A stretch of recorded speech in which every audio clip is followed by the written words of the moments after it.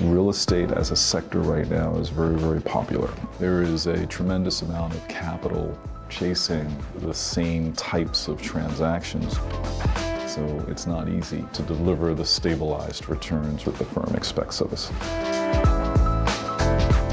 There are two fundamental pillars that underpin our business and our strategy. The first is partnership. Very much a part of Mubadala's DNA. We are looking for partners that have acumen and shared conviction and that understand the importance of shared governance. This year we have secured 10 European partnerships, 7 in the US and 3 in Asia.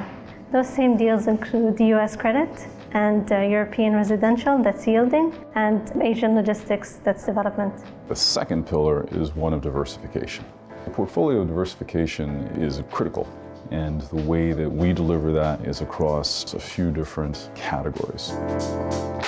Geography, I think that's pretty straightforward. Do we want a 40% allocation to the US, or do we want a little bit less right now for various different reasons, because we prefer to be in Europe, we prefer to be in Asia. Sector.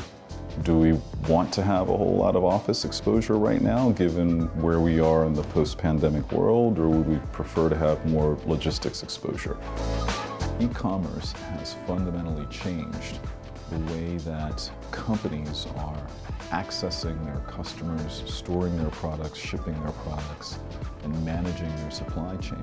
As a result, we established scalable platforms with 3 different partners in the US, Europe, and Asia. The demand for logistics space is overwhelming, and the pandemic really just accelerated that. Most people think of investment style within the context of core, value add, or opportunistic. Core tends to be lower return, driven substantially by income or yield.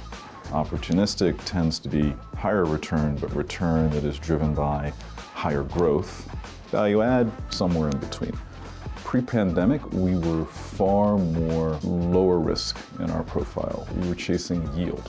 Post-pandemic, we are now chasing dislocation and prepared to take more risk. But important to point out, the firm still looks at us to deliver current yield as well. We're not a 100% equity investor. Somewhere between 25 and 30% of our portfolio is credit.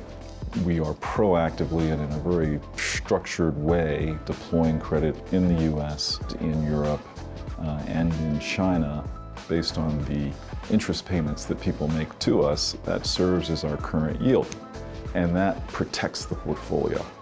Just think about all the things that we've talked about. We're dealing with multiple different geographies, different sectors, investment styles, deploying credit versus equity or some hybrid between the two.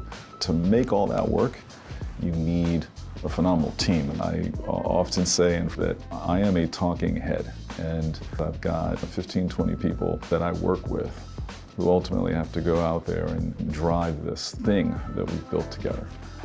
Having been here from day one, it makes me incredibly proud to just see what we've all built together, and mostly driven by them.